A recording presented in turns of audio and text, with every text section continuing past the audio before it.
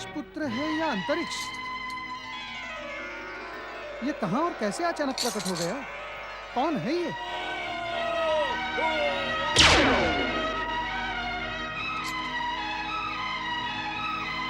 प्रणाम देव ऋषि। देव ऋषि, कौन है ये असुर? कहां से आया है और कहां जा रहा है? नारायण नारायण। देवराज इंद्र, मेरे साथ साथ आप भी तो देख रहे हैं कि आकाश से आया ये असुर शुक्राचार्य के आश्रम तक पहुंच चुका है। आकाश से? आकाश से कैसे कोई आ सकता है? नारायण नारायण। पवन देव, आप तो समस्त संसार में विचरण करते रहते हैं, भला आपकी बुद्धि पर विराम कैसे लग गया? आप इतना भी नहीं देख पाए कि आकाश की ये दिशा कैलाश की ओर जाती है? अर्थात? अर्थात ये पवन देव कि इस असुर को कैलाश की ओर से ही आकाश में धकेला गया था। परंतु कैलाश से धकेलने का कोई ना कोई कारण तो होगा देवर्षि। क्या इसने कैलाश पर आक्रमण करने का दुस्साहस किया था देव ऋषि? यदि ऐसा है देव ऋषि, तो इस भूल के लिए इसे समाप्त कर देना चाहिए, क्योंकि कैलाश पे तो भोलेनाथ, माता पार्वती और श्री गणेश हैं। उन्होंने इसे जीवन दान कैसे दे दिया? देवराज जी, ये सारे प्रश्न आप स्वयं कैलाश जाकर उन सभी से क्यों नहीं पूछ लेते? नारायण नारायण। मैं तो शिव की ये लीला देखकर स्वयं चकित हूँ। चकित होने में समय व्यर्थ न करके आप शीघ्र कैलाश जाकर ये पता लगाएं, कहीं ये दुष्ट स्वर्ग के लिए कोई संकट का कारण तो नहीं बनेगा। नारायण नारायण। वरुण देव, तनिक आप स्पष्ट करें कि आप मुझे आदेश दे रहे हैं या प्रार्थना कर रहे हैं? देवर्षि, मैं तो केवल बात कर रहा हूँ। वरुण देव, इस समय मैं आपकी किसी भी बात का उत्तर देना नहीं चाहता। जय सांब सदाशिव। नारायण नारायण।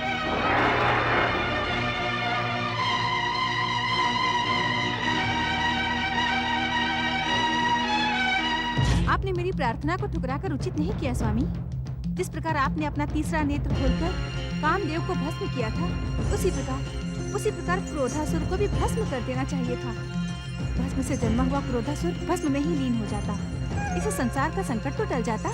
महादेव, आपकी आज्ञा के बिना हमने क्रोधासुर के विरुद्ध बल प्रयोग नहीं किया, अन्यथा मैं मोहासुर के समान ही उसे निगलकर अपनी भूख शांत कर लेता।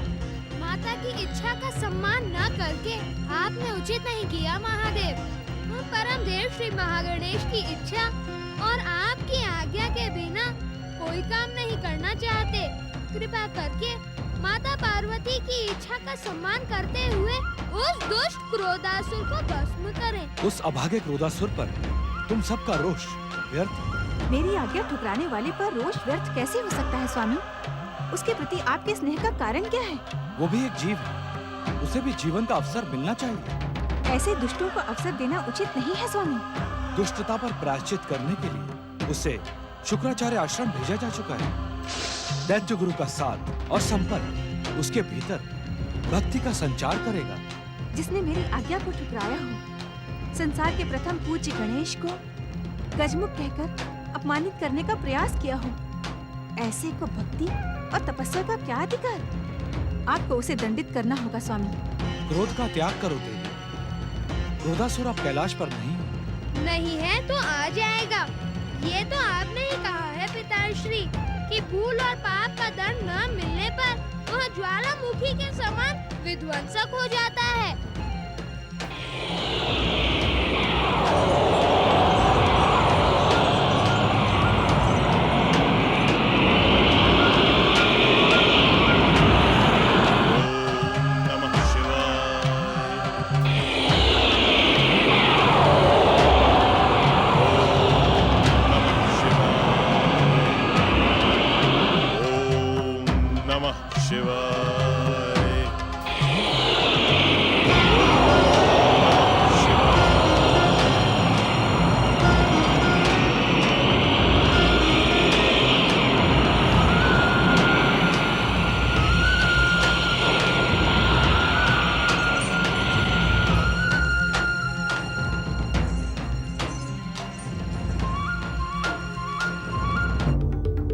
क्या तुम सब ने कैलाश में रहकर हमारी इच्छा के विरुद्ध कार्य करने का निर्णय ले लिया है?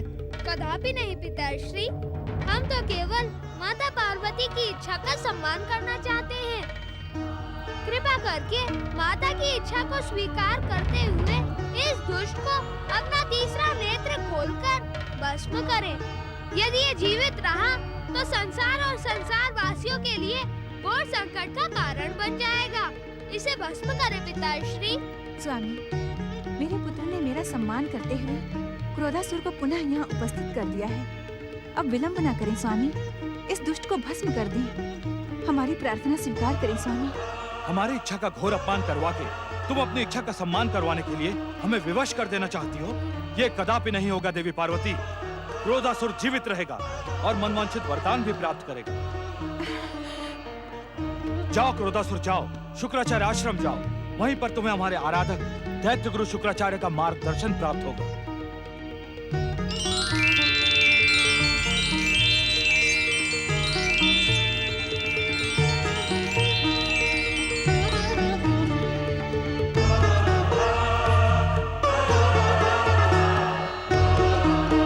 आपके द्वारा मेरी इच्छा का घोर अपमान हुआ है स्वामी। आपने मेरे और मेरे पुत्रों के अनुरोध को कठोरता से ठुकरा दिया। अब आप ही बताएं, इस निरादर और अपमान के वातावरण में हमारे रहने का क्या उद्देश्य? जब आपने हमारी इच्छा को ठुकरा दिया, तो हमें भी ठुकरा दीजिए।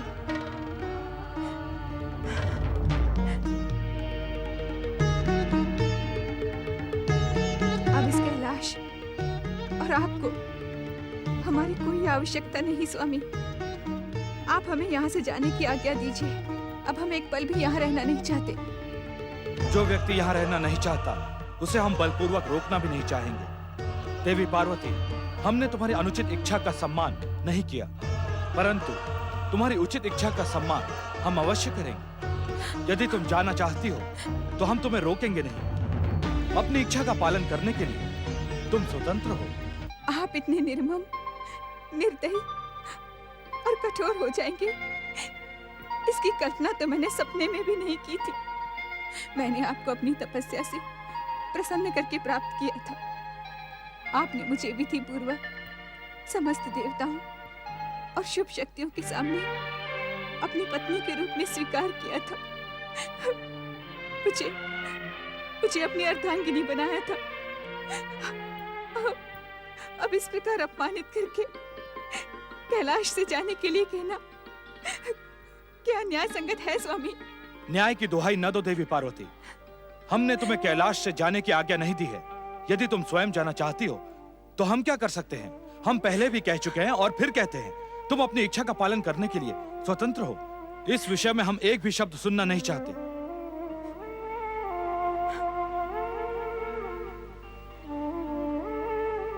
गौरीपुत्र महोदय, इस घोर अपमान के पश्चात हमारा यहाँ रुकना लज्जाजनक है। चलो, तुम दोनों भी हमारे साथ चलो। नहीं माता, नहीं। आप क्रोध को त्याग दें और हमें छोड़कर ना जाएं माता। माता, यदि आप हमें छोड़कर चले गए तो हमारा क्या होगा माता?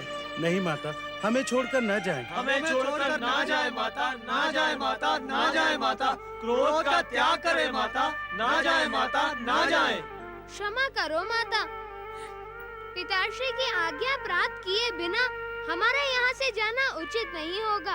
यदि हम भी आपके साथ चले गए तो पिताश्री को बहुत दुख होगा। हम आपसे भी यही अनुरोध करते हैं माता कि क्रोध का त्याग करके कैलाश से जाने का विचार। असंभव। मैं कैलाश को त्यागने का विचार कदापि नहीं त्याग सकती।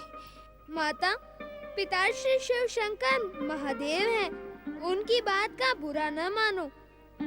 हाँ माता, जो हुआ उसे भूल जाओ। अर्थात तुम दोनों अपनी माता का त्याग कर देना चाहते हो? ठीक है, जब पति की नहीं सुनी तो पुत्रों की क्यों सुनूं? मैं अब तुम दोनों से कुछ नहीं कहूंगी, अकेली ही चली जाऊंगी। न जाओ माता, न जाओ, अपने क्रोध का त्याग करो। ना जाए माता, ना जाए माता, अपने क्रोध का त्याग करें माता।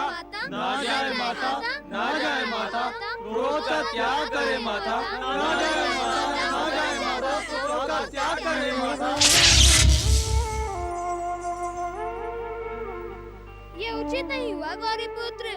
हमें भी माता पार्वती के साथ जाना चाहिए था। यहाँ कैलाश में अपमानित होकर रहने का क्या उद्देश्य? मैं तुम्हारी भावना को समझता हूँ महोदर, परंतु परम देव श्री महागणेश की इच्छा और पिता श्री महादेव की आज्ञा का पालन करने के साथ हमें पिता और पुत्र की मर्यादा रखनी ही होगी।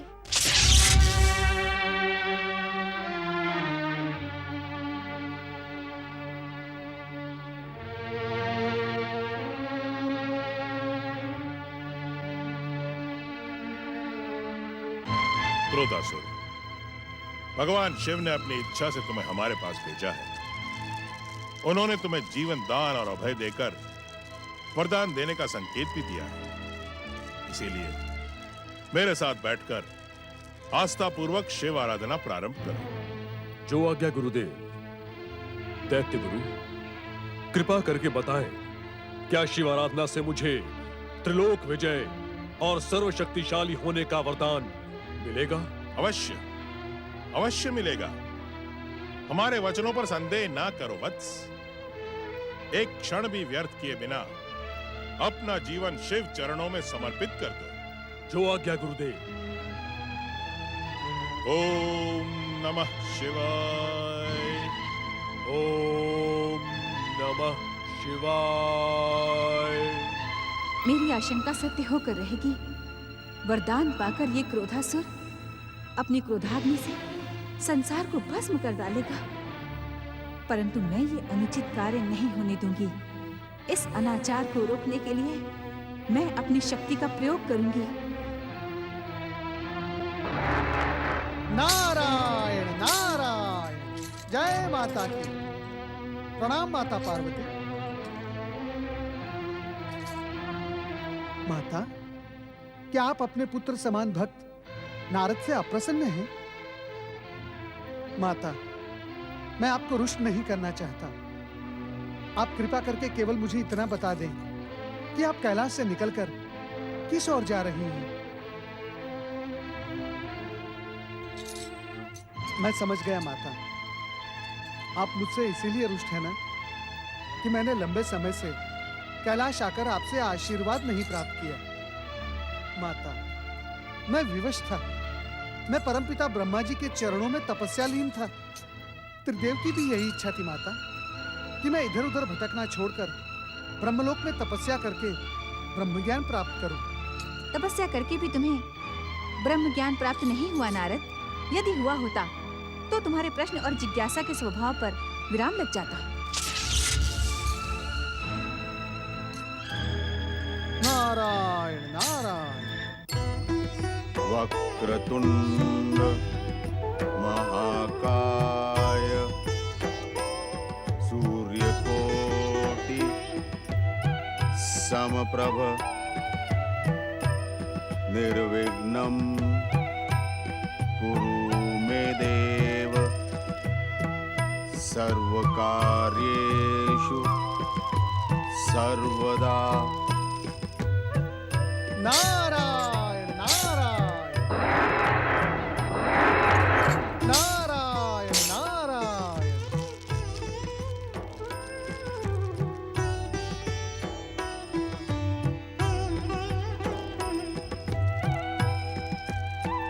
ओम गणेशाय नमः। हमारे और इस आश्रम के धन्यवाद देवर्षि, जो युगों पश्चात आपके दर्शन हुए। नारायण नारायण। महर्षि, मैं कितना भाग्यशाली हूँ जो श्री गणेश वंदना के शुभ अवसर पर उपस्थित होने का मुझे अवसर प्राप्त हुआ। आप गणेश पुराण के लेखन में व्यस्त हैं, ये बात मुझे परमपिता ब्रह्मा जी से ज्ञात हो चुकी है महर्षि, परंतु मेरी एक जिज्ञासा है। जिज्ञासा तो आपका स्वभाव है देवर्षि, कहें क्या जिज्ञासा है? मैं केवल ये जानना चाहता हूँ महर्षि कि आप श्री महागणेश के किन किन अवतारों की पावन कथाओं का लेखन श्री गणेश पुराण में कर चुके हैं। मैं उन कथाओं को सुनने के लिए व्यग्र हूँ। आप तो जानते हैं देवर्षि, त्रिदेवों की कृपा और आशीर्वाद से मैं भूत, वर्तमान और भविष्य अपनी दिव्य दृष्टि से प्रत्यक्ष देख सकता हूँ। और जो मैं देखता हूँ उसी अनुसार मेरी लेखनी लिखती है। इस समय में मंगल मूर्ति श्री गणेश के परम पावन अष्टविनायकों के तीर्थों की कथा का लेखन कर रहा हूँ। अष्टविनायक, जय जय श्री गणेश। अष्टविनायक की तीर्थ कथाएं तो अवतारों से भी अधिक चमत्कारी और रोचक होंगी ना महर्षि? आपका अनुमान सत्य है देवर्षि। इस कथा में भक्ति, आस्था और चमत्कार का सुंदर समन्वय है और श्री गणेश की कृपा से इस कथा का लेखन कार्य शीघ्र ही पूर्ण होगा। तब आप अवश्य ही इस दिव्य पुण्य प्रदान करने वाली पावन कथा को सुनकर अपना जीवन धन्य करें।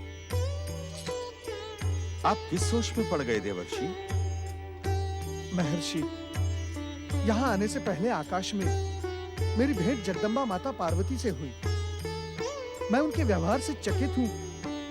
मेरे अनेक प्रश्नों का उत्तर उन्होंने अपने मौन से दिया। ऐसा लगता है किसी बात को लेकर उन्होंने कैलाश का त्याग कर दिया है। देवर्षि, माता पार्वती का कैलाश त्याग श्री महागणेश की इच्छा से ही हुआ है। नारायण नारायण, ये आप क्या कह रहे हैं महर्षि? ये भविष्य का संकेत है देवर्षि। माता पार्वती के कैलाश त्याग का संबंध अष्टविनायक के एक महत्वपूर्ण तीर्थ स्थल से है। नारायण नारायण।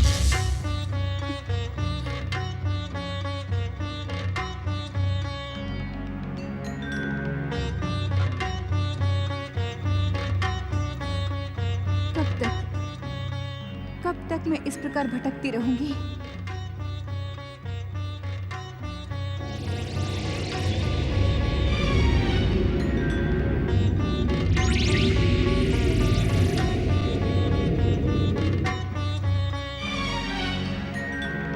पति और पुत्र से कब तक दूर रह पाओगी पार्वती? तुम्हें हारकर कैलाश लौटना ही होगा। और जब लौटना ही है तो कैलाश का त्याग क्यों? अभी भी कुछ नहीं बिगड़ा है। जाओ, कैलाश लौट जाओ। लौट जाने के लिए मैंने कैलाश का त्याग नहीं किया था। फिर किस लिए किया था?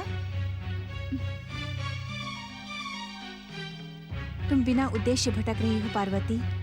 इस भटकाव का कोई अंत नहीं, कोई उद्देश्य नहीं। तुम्हारा काम धर्म विरुद्ध है। जाओ, कैलाश लौट जाओ। मैं कैलाश त्याग को धर्म के उद्देश्य से जोड़कर लोकहित और जन कल्याण का उदाहरण बना दूंगी, परंतु अपने स्वाभिमान को आहत करके कैलाश नहीं लौटूंगी। कब तक? कब तक? जब तक स्वामी स्वयं सम्मान के साथ मुझे लेने नहीं आएंगे। वे नहीं आएंगे, कभी नहीं आएंगे, तो मैं भी नहीं जाऊंगी, कभी नहीं जाऊंगी। संसार को दिखा दूंगी कि दृढ़ता से जीवन के किसी भी संघर्ष का सामना किया जा सकता है। संकल्प से आकाश का सीना चीरा जा सकता है। निष्ठा से तूफान को रोका जा सकता है।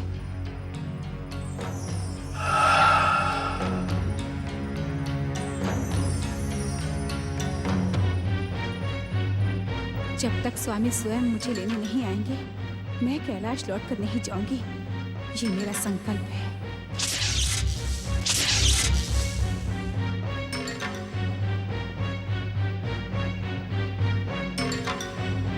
मैं सह्याद्री की इस लेखन पर्वतमाला पर घोर तपस्या करके अपने संकल्प को पूरा करूंगी।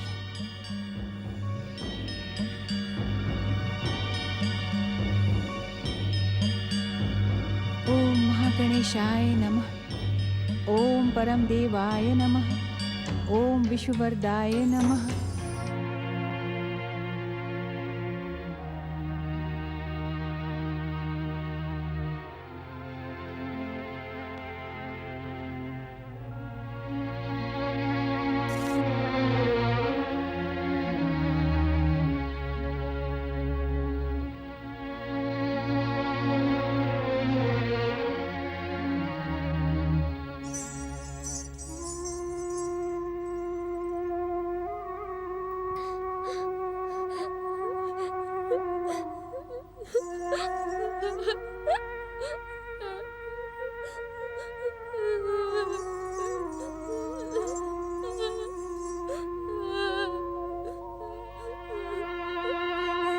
तुम्हें अपनी माता पार्वती के साथ चले जाना चाहिए था महोदर।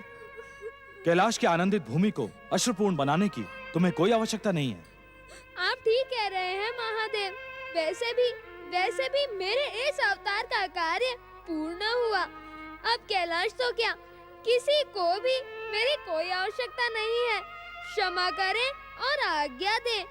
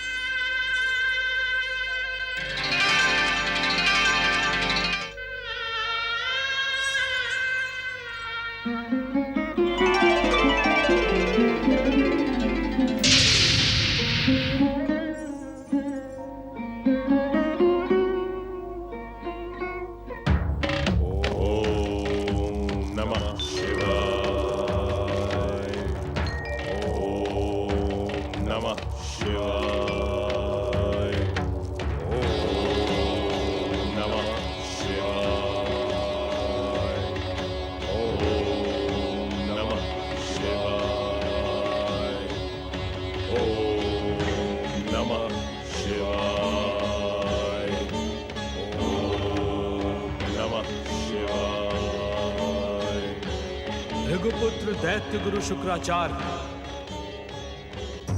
आप हमारे भक्त हैं। इसका ये अर्थ नहीं कि हम आपकी हर इच्छा को पूरा करते रहे। क्रोधासुर को हमने अपनी इच्छा से प्राणदान दिया, मार्गदर्शन पाने के लिए आपके पास भेजा, परंतु हम उसे वरदान कदापि नहीं देंगे, कदापि नहीं देंगे। ऐसा क्यों भोलेनाथ? आप तो आशुतोष है, तुरंत प्रसन्न भी हो जाते हैं। फिर इस बेचारे अभागे क्रोधासुर ने ऐसा कौन सा अपराध किया है जो आप उसे अपने वरदान और कृपा से अलग करना चाहते हैं?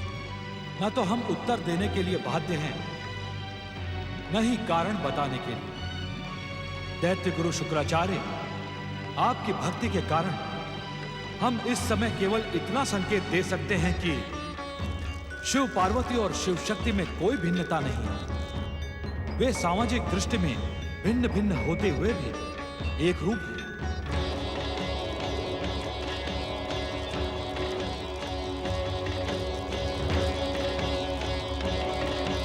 शिव शक्ति और शिव पार्वती की एक रूपता तो जगत विख्यात है भोलेनाथ, परंतु उनका इस अभागे क्रोधासुर के वरदान के साथ क्या संबंध है? संबंध है दैत्य गुरु। देवी पार्वती की इच्छा के विपरीत क्रोधासुर को वरदान देना उनके प्रति अन्याय होगा, और हम ये अन्याय कदापि नहीं करेंगे। उचित यही होगा कि आप क्रोधासुर को शिवाराधना और तपस्या से विमुख करें, आपका कल्याण हो।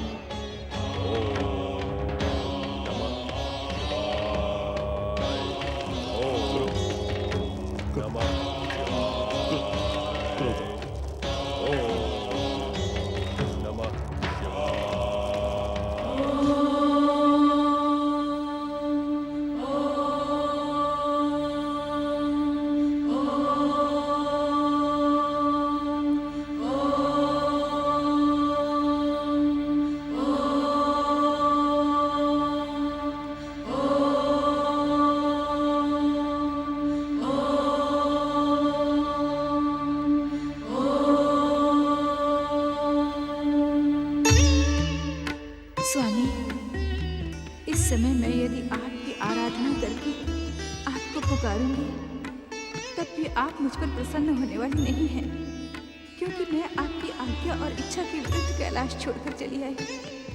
मैं समझ नहीं पा रही हूँ कि अपने भीतर के द्वंद्व का अंत करने और अपना संकल्प पूरा करने के लिए इस समय किसकी आराधना करूं? आप मुझे परामर्श दे सकते हैं, किंतु इस समय आप मुझसे रुष्ट हैं। सुनकर भी मेरी बात अनसुनी कर देना स्वाभाविक है। मैं भी अपने संकल्प से समझौता नहीं कर सकती। मैं अपना संकल्प कैसे पूरा करूं, ये निश्चय नहीं कर पा रही हूं। मेरा मन भ्रमित है स्वामी। क्या करूं? मैं क्या करूं स्वामी? मैं क्या करूं? मैं क्या करूं स्वामी?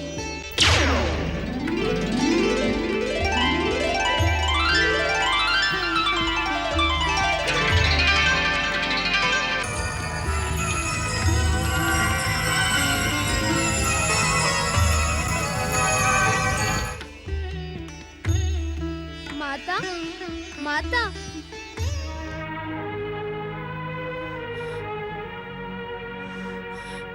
तुम्हारे साथ न आने के लिए मैं विवश था माता, परंतु मेरी आत्मा परम देव श्री महागणेश से प्राप्त मेरी प्राण ज्योति सदा सदा तुम्हारी सेवा में उपस्थित है। इधर उधर क्या देख रही हो माता? जिस प्रकार शिव और शक्ति अभिन्न है, उसी प्रकार शक्ति और गणेश मैं तुम में ही हूँ माता। पुत्र का अस्तित्व माता से भिन्न नहीं हो सकता। तो माता की वेदना के स्वर पुत्र तक पहुंच ही गए। हाँ माता, उस स्वर को सुनकर मैं विचलित हो गया हूँ। तुम्हें वेदना का त्याग करना ही होगा। जब तक मेरा संकल्प अधूरा है, तब तक तुम्हारा संकल्प पूरा होगा माता। अपने मन के द्वंद को उन परम देव श्री महागणेश के चरणों में समर्पित कर दो, जिनकी कृपा से सारे संसार के संकट और द्वंद दूर हो जाते हैं। मेरे साथ बोले माता, ओम महागणेशाय नमः। ओम महागणेशाय नमः। ओम परम देवाय नमः। ओम परम देवाय नमः। ओम विश्ववरदाय नमः। ओम विश्ववरदाय नमः। ओम महागणेशाय नमः। ओम विश्ववरदाय नमः। ओम नमः शिवाय। ओम नमः शिवाय। ओम नमः शिवाय। नहीं शुक्राचार्य, तपस्यालीन व्यक्ति की तपस्या में बाधा पहुंचाना घोर पाप है, परंतु अपने आराध्य की आज्ञा न मानना भी तो पाप है। समझ में नहीं आता कि मैं क्या करूं। मेरी गति तो उस नाग जैसी हो गई है जो आखेट के लिए छछूंदर को पकड़कर निकले तो मर जाए और छोड़ दे तो अंधा हो जाए। क्या करूं भोलेनाथ, मेरी तो समझ में नहीं आता। मेरी सहायता करें। भृगुपुत्र शुक्राचार्य, भृगुपुत्र शुक्राचार्य, आप क्रोधासुर को शिव आराधना और तपस्या से विमुख करें, विमुख करें। रोक दो ये शिव आराधना क्रोधासुर, इससे तुम्हें कोई लाभ नहीं होगा। तुम भगवान शिव की कृपा और वरदान के पात्र नहीं हो। त्याग दो ये शिव आराधना, त्याग दो। ये आप क्या कह रहे हैं दैत्य गुरु? आपकी मति तो नहीं मारी गई? सारे संसार को शिव आराधना का परामर्श देने वाले आप मुझे शिव आराधना रोकने का आदेश दे रहे हैं? क्यों? ये आदेश मैंने नहीं, मेरे आराध्य भगवान शिव शंकर ने दिया है।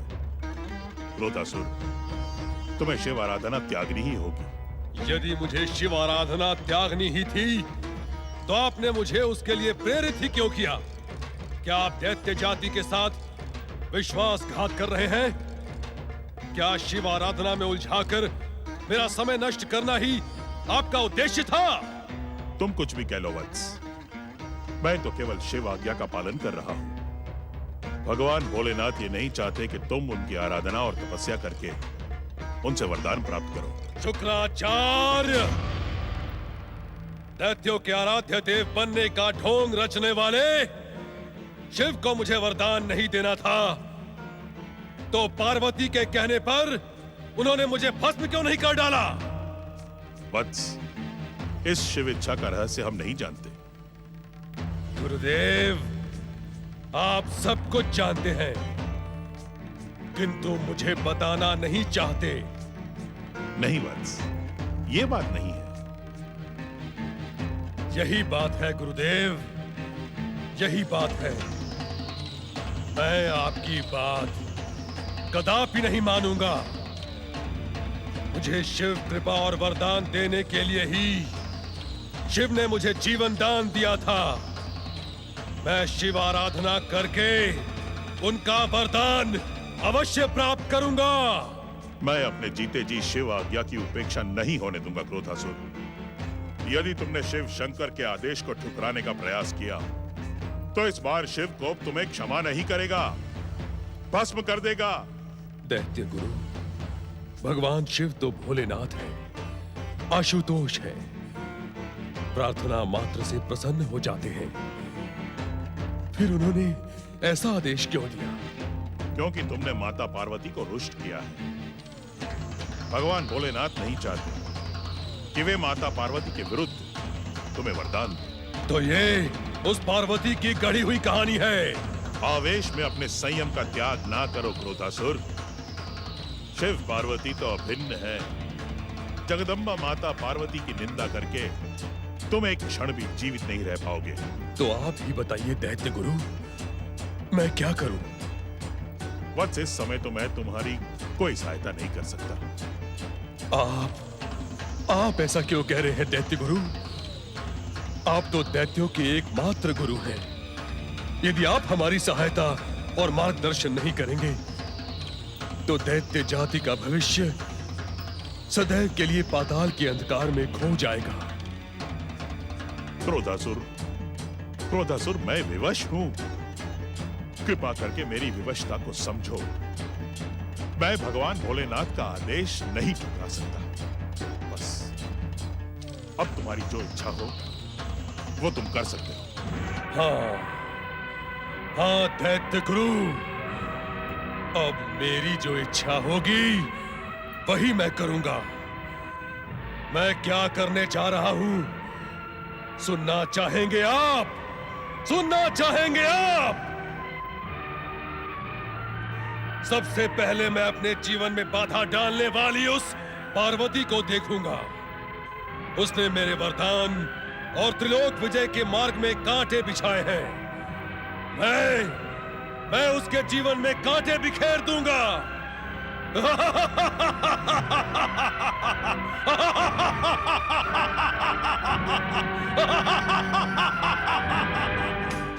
ओम गण गणपते नमः। ओम गण गणपते नमः। ओम गण गणपते नमः।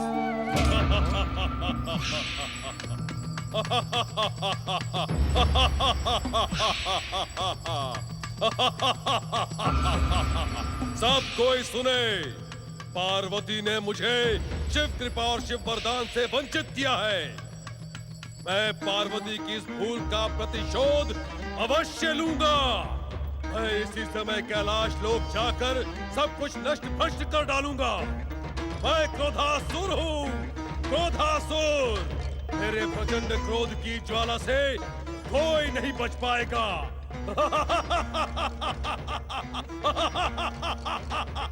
नारायण नारायण नारायण नारायण। क्रोधासुर, तुम शिवकोप से जन्मित भस्म से प्रकट हुए हो, फिर भी तुम्हारे भीतर बुद्धि और विवेक लेश मात्र नहीं है। नारायण नारायण। तुम मूर्ख थे, तुम मूर्ख हो और मूर्ख ही रहोगे। मुझे कोसने और मूर्ख कहने का दुस्साहस करने वाले कौन है तू? मैं इसी समय तुझे अपनी क्रोध की अग्नि से भस्म कर डालूंगा। ये भी तुम्हारा दुर्भाग्य है क्रोधासुर कि तुम क्रोध तो कर सकते हो परंतु क्रोध की ज्वाला को प्रकट नहीं कर सकते। हाँ, ईर्ष्या और द्वेष में जलकर स्वयं को भस्म अवश्य कर सकते हो। नारायण नारायण।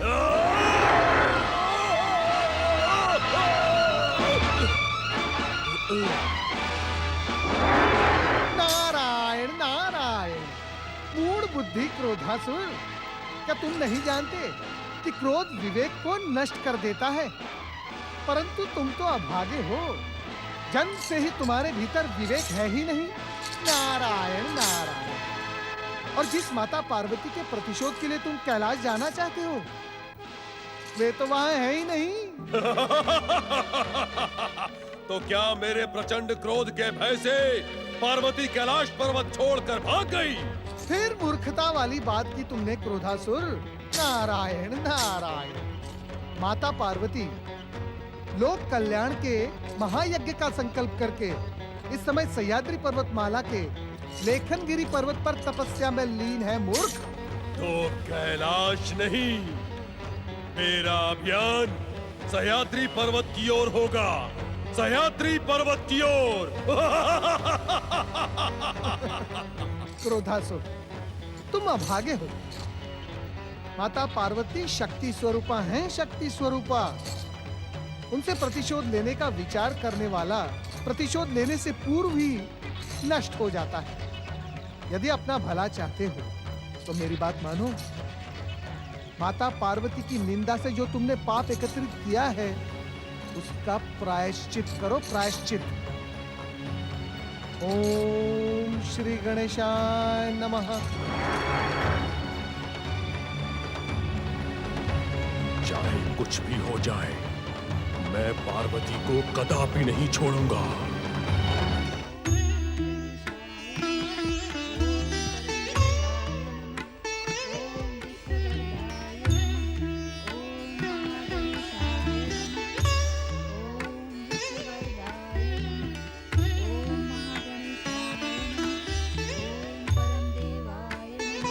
ओम विश्ववरदाय नमः। ओम विश्ववरदाय नमः। ओम परम देवाय नमः। ओम विश्ववरदाय नमः। स्वर दो सुनाई दे रहे हैं, किंतु पार्वती अकेली दिखाई दे रही है। ये कैसी माया है? ओम विश्ववरदाय नमः। वो दूसरा स्वर मेरा भ्रम भी हो सकता है। इस समय पार्वती अकेली है, शिव से दूर भी है। यही समय प्रतिशोध लेने का सही समय है। वो चोटी वाला साधु मुझे बहका रहा था। मैं अब अपने जीवन में कांटे बिखेरने वाली इस पार्वती को कदापि नहीं छोड़ूंगा, कदापि नहीं छोड़ूंगा। ओम विश्ववरदाय नमः।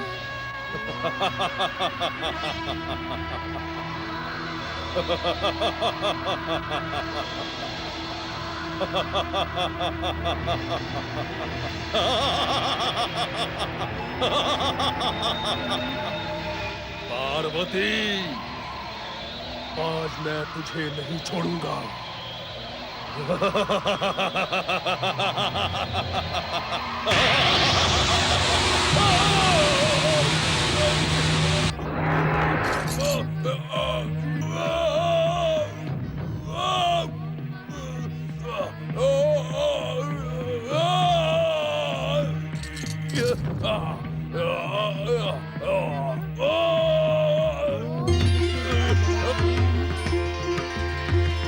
दुष्ट बुद्धि क्रोधासुर, शक्ति स्वरूपा माता पार्वती पर प्रहार करने वाला स्वयं ही नष्ट हो जाता है। तू भी जीवित रहने के योग्य नहीं है दुष्ट, परंतु शिव आज्ञा का सम्मान करते हुए मैं तुझे जीवित छोड़कर शिव इच्छा से ही दैत्य गुरु शुक्राचार्य के आश्रम में फेंक देता हूँ।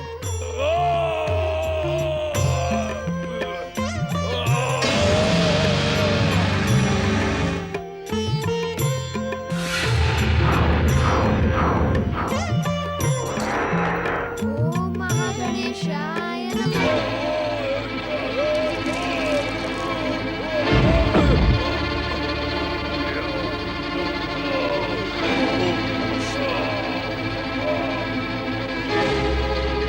मैंने तुम्हें अपने आश्रम से चले जाने के लिए कहा था क्रोधासुर, तुम फिर अटके।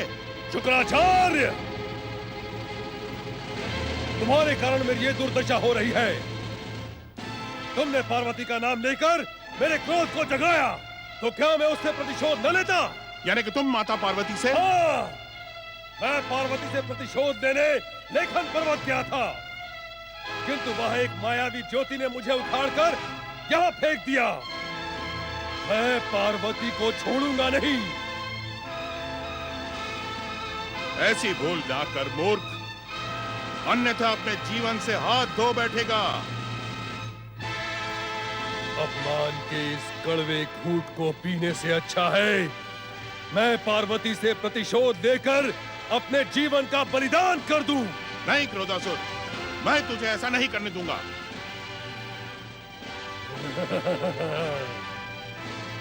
तू मुझे रोकने वाला कौन होता है शुक्राचार्य? आज के बाद दैत्य जाति तेरे नाम पर थूकेगी। तू दैत्य गुरु नहीं, आजन्म दैत्य शत्रु कहलाएगा। क्रोधासुर, मैं कुछ भी कहलाऊं, परंतु मैं तुझे माता पार्वती से प्रतिशोध लेने के लिए नहीं जाने दूंगा। अवश्य जाऊंगा, अवश्य जाऊंगा। जब तक जीवित रहूंगा जाता रहूंगा। पार्वती ने मेरा जीवन कलंकित किया है, मैं उसे कदापि नहीं छोड़ूंगा। हट मत कर बावले, मेरी बात मान। क्यों दैत्य शत्रु, आज पार्वती की इतनी चिंता क्यों? क्रोधासुर, मुझे तेरी और अपनी चिंता है। यदि तू माता पार्वती से प्रतिशोध लेने के लिए गया तो उस पाप का भागीदार मैं भी बनूंगा। इसीलिए मैं तुझे वहां नहीं जाने दूंगा, कदापि नहीं जाने दूंगा। शुक्राचार्य, यदि तुम पार्वती को मेरे प्रतिशोध से बचाना चाहते हो तो मुझे एक वचन दो। वचन? कैसा वचन? त्रिलोक विजयी, सर्वशक्तिशाली बनने के लिए वरदान पाने का मुझे कोई उपाय बताओ। अन्यथा मैं चला पार्वती से प्रतिशोध लेने। ठहरो, ठहरो वत्स, ठहरो। मैं उस भयानक पाप से बचने के लिए तुम्हें उपाय अवश्य बताऊंगा।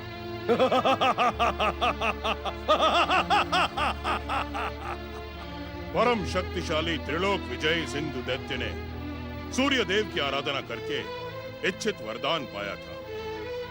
वत्स क्रोधासुर, तुम भी सूर्य देव की आराधना करके उनसे अपना इच्छित वरदान प्राप्त कर सकते हो।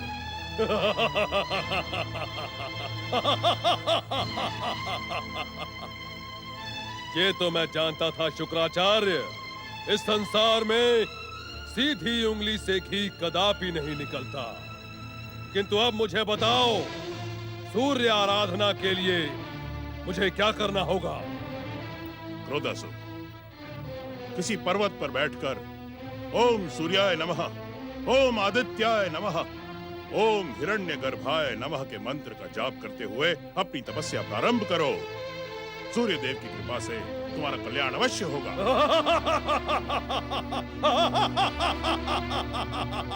ओम सूर्याय नमः, ओम आदित्याय नमः, ओम महागणेशाय नमः, ओम परमदेवाय नमः, ओम महागणेशाय नमः, ओम विश्ववरदाय नमः, ओम हिरण्यगर्भाय नमः, ओम महागणेशाय नमः, ओम विश्ववरदाय नमः, ओम सूर्याय नमः, ओम महागणेशाय नमः, ओम विश्ववरदाय नमः, ओम परमदेवाय नमः, ओम महागणेशाय नमः, ओम विश्ववरदाय नमः, ओम परमदेवाय नमः, ओम विश्ववरदाय नमः, ओम आदित्याय नमः। ओम विश्ववरदाय नमः। ये माता पार्वती की तपस्या से तीनों लोग अस्त व्यस्त हो सकते हैं। इन्हें इस लीनता से तपस्या करने की क्या आवश्यकता है? ये तो स्वयं शक्ति स्वरूपा है। समझ में नहीं आता कि इनकी तपस्या का उद्देश्य क्या है। क्षमा करें देवराज, माता पार्वती की तपस्या का उद्देश्य जन कल्याण और लोकहित का ही संकल्प होगा। वरुण देव, ये आप कैसे कह सकते हैं? माता तो पुत्र के कल्याण की चिंता में ही लगी रहती है, परंतु मुझे वास्तविक चिंता तो इस दुष्ट असुर को देखकर हो रही है। ओम आदित्याय नमः। हाँ देवराज, चिंता का विषय तो यही है। कौन है ये भयानक असुर और किस उद्देश्य से भगवान सूर्य की आराधना कर रहा है? पवन देव, हमसे प्रश्न करने की भूल करने के स्थान पर आपने अब तक इसका परिचय प्राप्त क्यों नहीं किया? आप तो सृष्टि के कण कण में प्राण वायु बनकर विचरते हैं। क्यों? देवराज, इस वाद विवाद को त्याग कर सर्वप्रथम सूर्यदेव को इसे वरदान देने से रोकना होगा। अपनी आराधना करने वाले को सूर्यदेव वरदान अवश्य देते हैं। सिंधु दैत्य को वरदान देते समय भी हमने उन्हें रोकने का असफल प्रयास किया था। परंतु अनजाने ही सूर्यदेव से अमरता का वरदान पाने वाला सिंधु दैत्य तो श्री महागणेश के अवतार के हाथों मारा गया और सूर्यदेव का वरदान भी उसकी रक्षा नहीं कर सका। रक्षा भले ही ना कर सका हो, किंतु हमें तो पतित कर दिया था ना स्वर्ग से सिंधु दैत्य ने, और उसने हमारे मस्तक पर कलंक का टीका लगा दिया था। हमें सूर्यदेव को रोकना ही होगा। नारायण नारायण। ओम श्री गणेशाय नमः। प्रणाम देवऋषि। देवराज इंद्र, ये तो आप भली भांति जानते हैं कि आपके रोकने से भगवान सूर्य रुकने वाले नहीं। हम उन्हें रुकने के लिए विवश कर देंगे देवर्षि। नारायण नारायण। देवराज इंद्र, सूर्य देव को विवश करने का प्रयास आप इससे पहले भी कई बार कर चुके हैं और हर बार का परिणाम आपको याद ही होगा, है ना? देवऋषि, कुछ भी कहने सुनने की आवश्यकता नहीं है देवराज इंद्र। मैं अपनी दिव्य दृष्टि से ये देख रहा हूँ कि यह असुर सूर्यदेव से वरदान अवश्य पाएगा। अर्थात नारायण नारायण। अर्थात ये देवराज इंद्र कि ये असुर वरदान प्राप्त करके स्वर्ग पर अधिकार करेगा, फिर आपके मस्तक पर कलंक का टीका लगेगा। और ये भी हो सकता है, बड़े दुख के साथ मुझे कहना पड़ रहा है देवराज इंद्र, कि श्री महागणेश के अवतारों के हाथों इस असुर का वध भी ना हो। सावधान देवगणों, सावधान। नारायण नारायण।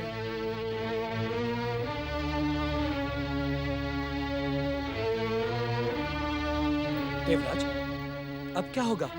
देवर्षि नारद ने तो देवर्षि नारद की बात पर विश्वास करके हम हाथ पे हाथ धरे बैठे नहीं रहेंगे। हमें किसी भी मूल्य पर सूर्यदेव को वरदान देने से रोकना होगा। देवराज, यदि माता पार्वती की तीव्र तपस्या के प्रभाव से इस संसार में उथल पुथल हुई तो क्या होगा?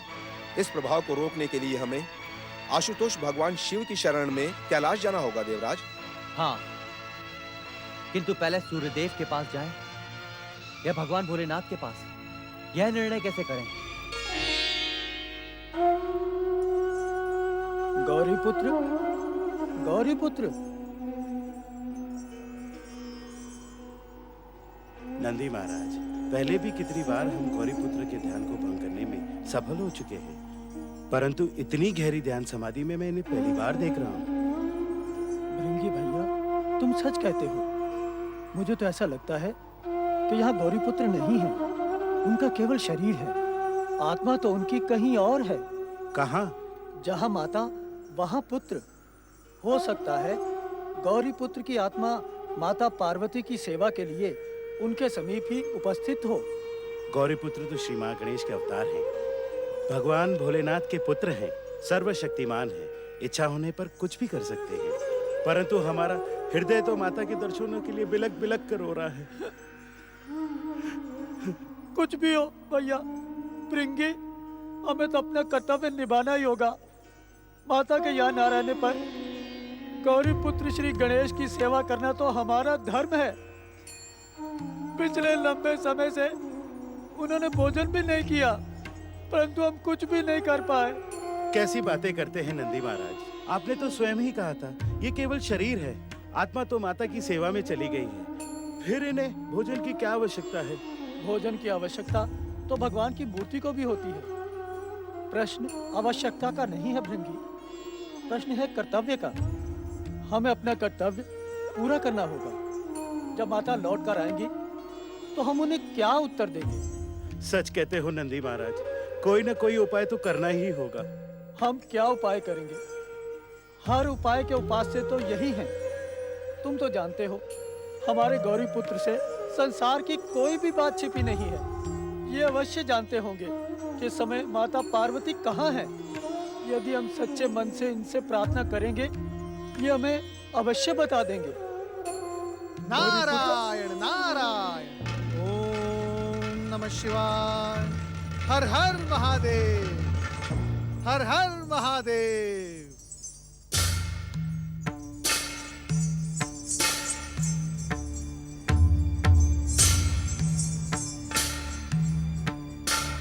नारायण नारायण। नमः शिवाय। भोलेनाथ, आपके पावन दर्शन प्राप्त करने के लिए आपका ये सेवक लंबे समय से व्याकुल है। भोलेनाथ, कृपया आप अपनी कृपा दृष्टि मुझ पर करें और मुझे कृतार्थ करें। भोलेनाथ, आंखें खोले, अपनी ध्यान समाधि का त्याग करके अपने इस भक्त को कृतार्थ करें। भोलेनाथ, कृपया अपनी आंखें खोलें। ओम नमः शिवाय। हर हर महादेव, हर हर महादेव, हर हर महादेव। आप सभी के कैलाश आने का कारण हमें ज्ञात है, परंतु हम आपकी सहायता नहीं कर सकते। देवादिदेव महादेव, इस समय हम देवगण दुविधा के धर्म संकट से घिर चुके हैं। एक ओर माता पार्वती की तपस्या उग्रता की चरम सीमा तक पहुंच चुकी है और दूसरी ओर कैलाश की भूमि पर जन्मा क्रोधासुर सूर्यदेव की आराधना करके सर्वशक्तिमान और त्रिलोक विजयी बनने का वरदान पाना चाहता है। ये सारे कारण हमें ज्ञात है देवराज। हम आपसे पहले भी कह चुके हैं कि हम आपकी कोई सहायता नहीं कर सकते। न तो देवी पार्वती हमारी आराधना कर रही है और न ही क्रोधासुर। ऐसी स्थिति में हमसे हस्तक्षेप और सहायता की आशा करना व्यर्थ है।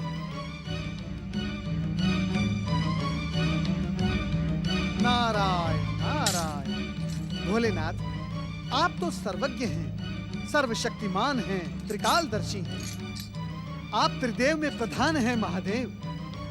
भोलेनाथ, आपके मार्गदर्शन के बिना कोई कुछ भी नहीं कर पाएगा।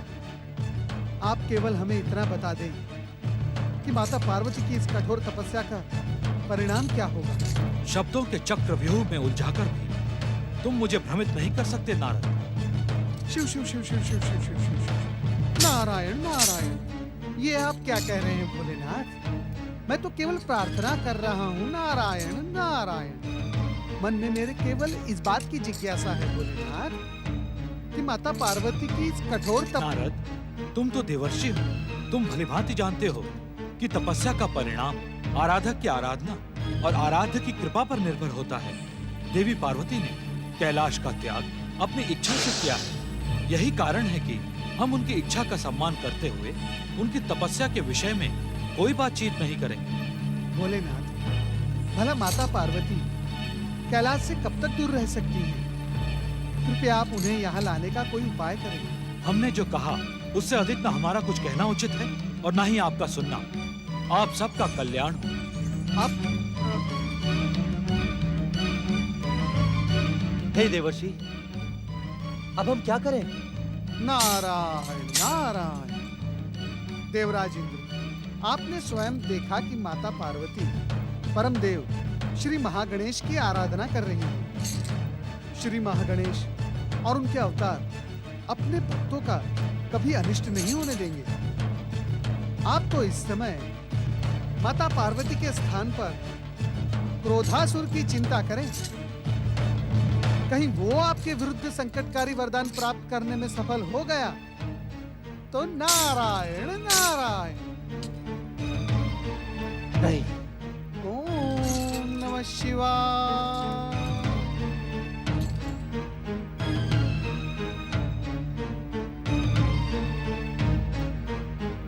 नारायण नारायण।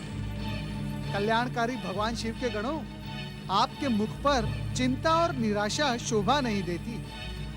नंदी महाराज, भृंगी महाराज, इस समय जो कुछ भी घट रहा है इसी में संसार का कल्याण है। इसीलिए इस संकट का धैर्यपूर्वक सामना करो। आप दोनों का कल्याण हो। ओम नमः शिवाय। सूर्याय नमः। ओम हिरण्यगर्भाय नमः। ओम आदित्याय नमः। ओम सूर्याय नमः। ओम आदित्याय नमः। ओम सूर्याय नमः। ओम हिरण्यगर्भाय नमः। ओम आदित्याय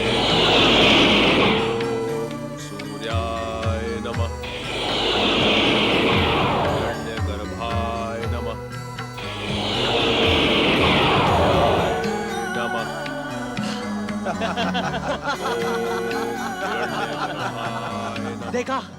देखा आप लोगों ने, हमारे भैया सूर्यदेव का प्रेम देखा आप लोगों ने। उन्होंने हमारे घोर शत्रु को अपनी ज्वालाओं से भस्म करने का निर्णय कर लिया है। देवगणों, अब हमारे समक्ष कोई संकट नहीं है, कोई संकट नहीं है। धन्य है भगवान सूर्यदेव, हमारी प्रार्थना से पहले ही उन्होंने हमारी मनोकामना पूरी कर दी। सूर्यदेव की जय हो। जय हो। देवगणों, हम क्रोधासुर की कठोर तपस्या की कठोर परीक्षा ले रहे थे। वो अपनी परीक्षा में सफल हुआ। अब हमें उसकी आराधना को वरदान देना ही होगा। नहीं, नहीं भैया नहीं, इस दुष्ट को वरदान देने का विचार त्याग दें। आप हमारे भ्राता होने के साथ साथ त्रिदेवों के भक्त और देवताओं के शुभचिंतक भी हैं। यदि आपने इस दुष्ट को वरदान दिया तो ये सारी सृष्टि में हाहाकार मचा देगा। नहीं भैया, हम पहले भी कई बार कह चुके हैं, आज फिर कह रहे हैं। भैया इंद्र, हम अपने कर्तव्य और धर्म से विमुख नहीं हो सकते। हमें क्रोधासुर को वरदान देना ही होगा। सूर्यदेव, मर्यादा की सीमा से बाहर जाने का प्रयास ना करें। इस दुष्ट को वरदान देने का विचार त्याग दें आप। असंभव देवराज, असंभव। तो फिर देखें देवेंद्र की प्रचंड शक्ति का प्रभाव, जो आपके असंभव को क्षण मात्र में संभव बना देगा। शांत हो देवराज, शांत हो। आप ये उचित नहीं कर रहे हैं। हम अनुचित भी नहीं कर रहे हैं वरुण देव। अपने अधिकार और सम्मान की रक्षा के लिए हम वरदान पाने से पहले ही इस दुष्ट, पापी और अत्याचारी असुर को यमलोक पहुंचा देंगे। ओम आदित्याय नमः। दिव्य शक्ति संपन्न देवताओं, अपनी दिव्य शक्तियों से इस दुष्ट क्रोधासुर को यमलोक पहुंचा दे आप।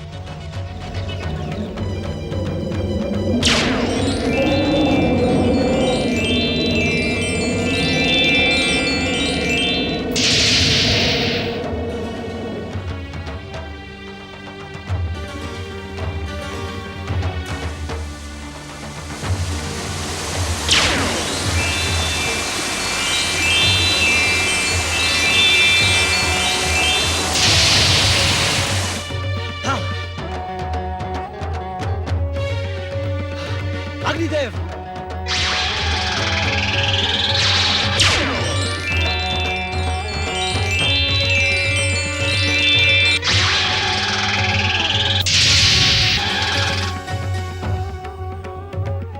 वज्र प्रकट हो।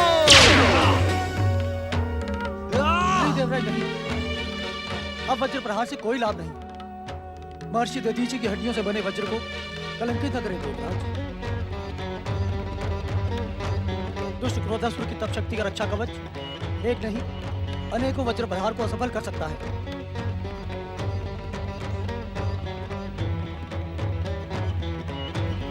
ओम हिरण्यगर्भाय नमः।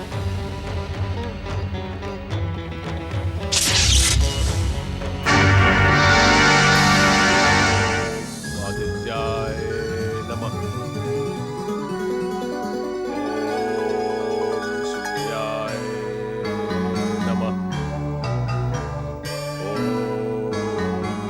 आदित्याय नमः। ओम सूर्याय नमः। ओम आदित्याय नमः। ओम सूर्याय नमः। क्रोधासुर, वत्स क्रोधासुर, ओम आदित्याय नमः। हम तुम्हारी कठोर तपस्या से प्रसन्न हैं। हर परीक्षा में सफल होकर तुमने वरदान पाने का अधिकार पा लिया है। नमः।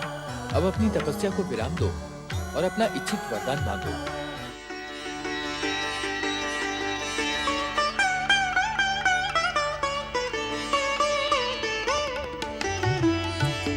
प्रणाम सूर्यदेव।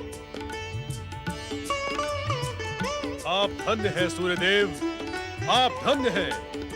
वास्तव में असुरों और दैत्यों के आराध्य तो आप ही हैं। भगवान शिव ने स्वयं को हमारी दैत्य जाति का आराध्य घोषित करके पाखंड ही किया। हम यहाँ शिव निंदा सुनकर पापी बनने नहीं आए क्रोधासुर।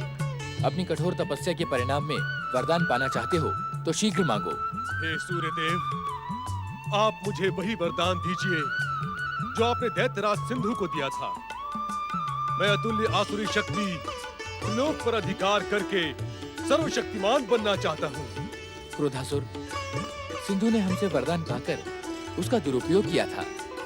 अपने पापों के कारण ही हमसे वरदान पाकर हमारे वरदान को कलंकित करके श्री महागणेश के अवतार के हाथों मारा गया। अब हम अपने वरदान का दुरुपयोग नहीं होने देंगे। मैं कुछ समझा नहीं भगवान। क्रोधासुर, तुम हमसे वरदान पाकर इच्छित शक्तियां अवश्य प्राप्त करोगे, किंतु यदि श्री महागणेश के अवतारों के विरुद्ध उन वरदानी शक्तियों का प्रयोग किया तो तुम्हारी शक्तियां नष्ट हो जाएंगी। उचित यही होगा कि तुम विश्व को वरदान देने वाले श्री महागणेश और उनके अवतारों के प्रति भक्ति और सम्मान प्रकट करो। जो आज्ञा भगवान। जो कुछ आपने कहा है मैं वैसा ही करूंगा। भगवान, मुझे वरदान तो दे। तुम्हारी मनोकामना पूरी हो।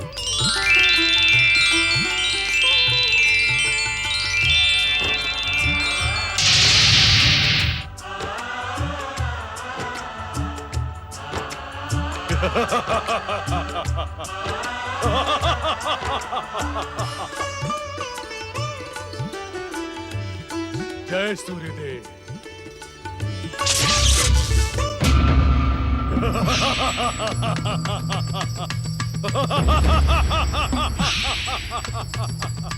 अब मैं सर्वशक्तिमान बन गया हूँ। अब मैं त्रिलोक का सम्राट बनूंगा। सबसे पहले स्वर्ग, उसके पश्चात पृथ्वी और उसके पश्चात पाताल पर अधिकार करके तीनों लोकों पर विजय प्राप्त करूंगा।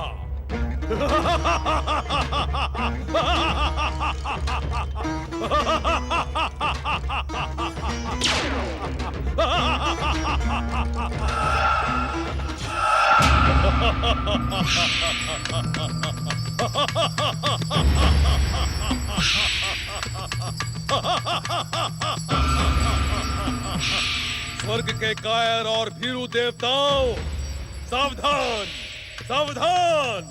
सर्वशक्ति संपन्न महासुर राज क्रोधासुर तुम्हारे स्वर्ग पर अधिकार करने आ रहा है। अब यदि जीवित रहना चाहते हो तो इन चरणों की दास्तां स्वीकार करो। विजयी विध्वंसक असुर सेना प्रकट हो। असुर सम्राट क्रोधासुर की, असुर सम्राट क्रोधासुर की, असुर सम्राट क्रोधासुर की, असुर सम्राट क्रोधासुर की, असुर सम्राट क्रोधासुर की, नमः शिवाय। असुर सम्राट क्रोधासुर की।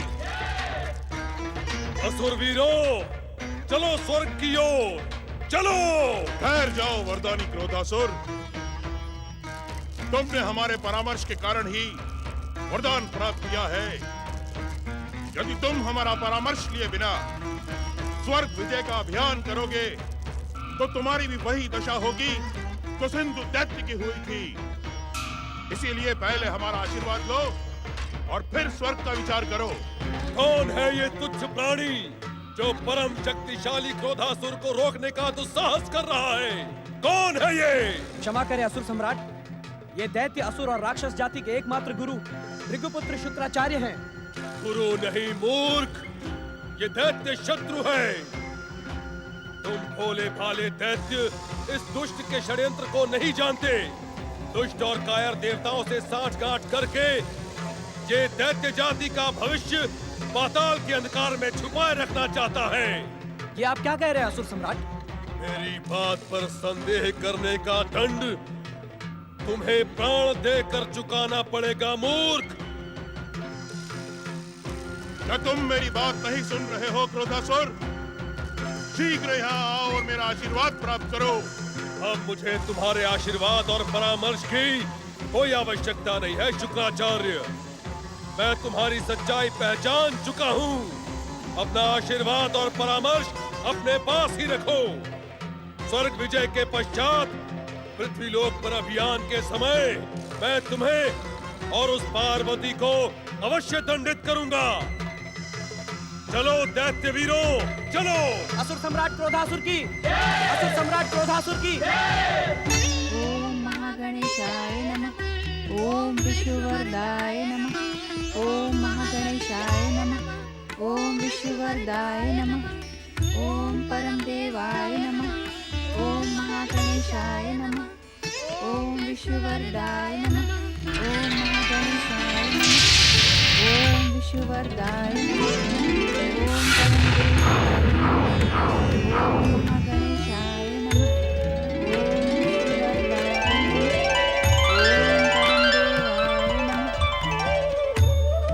तुम्हारी तपस्या सफल हुई माता। तुम्हारी तपस्या के कारण सह्याद्री पर्वत माला का ये क्षेत्र केवल तीर्थ नहीं, तुम्हारे गणेश का पुण्य धाम बन चुका है।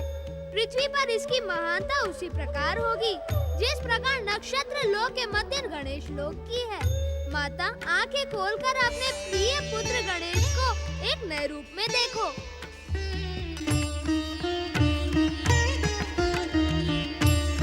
गिरिजात्मज रूप? हाँ माता, तुम्हारा गणेश गिरिजात्मज रूप में तुम्हारी सेवा में उपस्थित है। जय माता की।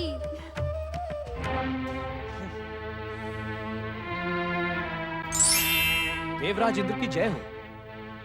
कहे पवन देव, क्या देव गुप्तचरों की सूचना सत्य है? हाँ देवराज, सूर्य देव से वरदान पाकर कैलाश भूमि पे जन्मा क्रोधासुर क्रोध और उन्माद के साथ विध्वंसक असुर सेना लिए स्वर्ग की ओर बढ़ रहा है। हाँ, इसका तो मुझे पहले से ही अंदेशा था। भाई होकर भी सूर्य देव बार बार हम देवताओं की पीठ में छुरा भोंकने का अपराध करते हैं। उन्हें इस अपराध का दंड देना ही होगा देवगणों, देना ही होगा। क्षमा करें देवराज, इस समय सूर्यदेव की नहीं उस शत्रु की चिंता करें जो विध्वंसक और वरदानी शक्ति के साथ स्वर्ग की ओर बढ़ रहा है।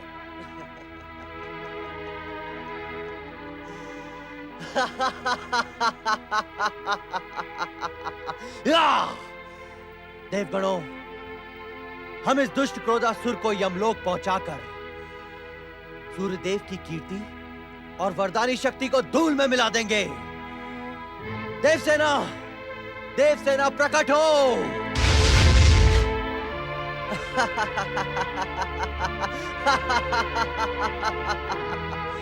देवगणों, देववीरों, स्वर्ग की ओर आंखें उठाने वाले की आंखें फोड़ दो। चलो, चलो मेरे साथ। स्वर्गाधिपति देवराज इंद्र की, सर्वशक्तिमान वरदानी असुर सम्राट क्रोधासुर की, सर्वशक्तिमान वरदानी असुर सम्राट क्रोधासुर की, स्वर्गाधिपति देवराज इंद्र की, सर्वशक्तिमान असुर सम्राट क्रोधासुर की, स्वर्गाधिपति देवराज इंद्र की, सर्वशक्तिमान वरदानी असुर सम्राट क्रोधासुर की।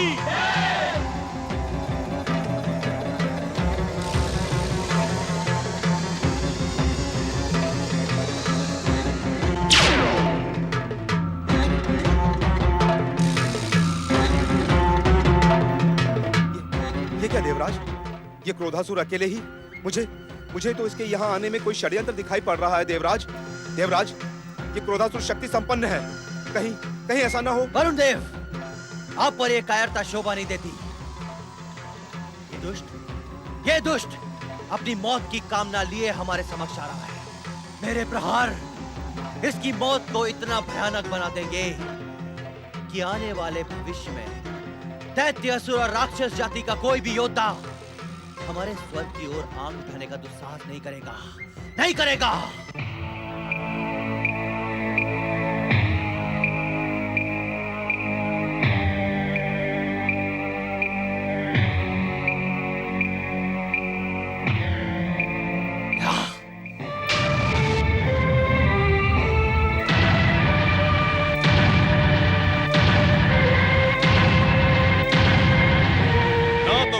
कुछ बताने आया हूँ और ना ही समझाने। मैं केवल इतना कहने आया हूँ कि व्यर्थ का युद्ध और रक्तपात मुझे प्रिय नहीं। तेरी भलाई इसी में है मूर्ख कि तू स्वर्ग का सिंहासन मुझे सौंप कर मेरे इन चरणों की सेवा कर। हे दुष्ट, तेरी मौत तुझको यहाँ खींच लाई है। मूर्ख बुद्धि इंद्र, तेरी मूर्खता और कायरता तो सारे संसार में प्रसिद्ध है। तू जानता है कि मुझे सूर्य देव का वरदान प्राप्त है, फिर भी अपनी मूर्खता के कारण मेरी विध्वंसक शक्ति के सामने अनेक निर्दोषों के जीवन की बलि देना चाहता है। क्रोधासुर,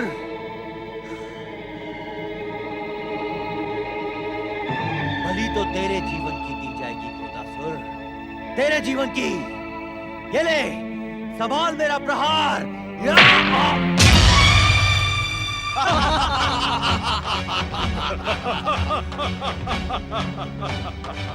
वज्र का भी प्रयोग करना चाहता है तो कर ले मूर्ख। क्रोधासुर तुझे एक अवसर और देता है, किंतु याद रहे, इसके पश्चात तुम्हें सांस लेने का भी अवसर नहीं मिलेगा। अदृश्य हो जाने में ही भलाई है देवराज, अन्यथा ये हम देवताओं की कीर्ति को सदा सदा के लिए कलंकित कर देगा।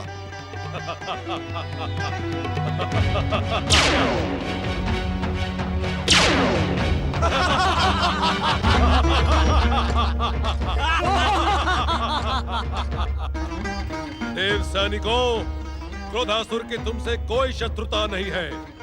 तुम्हारा स्वामी इंद्र कायरों के समान अपना मुंह छुपाकर यहाँ से भाग चुका है, तुम्हें मृत्यु के मुंह में धकेल कर। हे सैनिकों, अदृश्य होकर तुम अपने जीवन की रक्षा कर सकते हो, अन्यथा युद्ध करके अपनी युद्ध की अभिलाषा पूरी करो।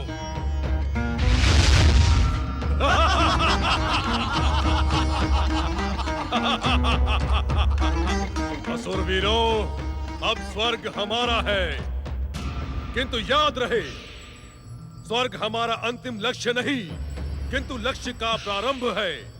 अब हम स्वर्ग पर अधिकार करके पृथ्वी अभियान की योजना को अंतिम रूप देंगे। चलो स्वर्ग की ओर।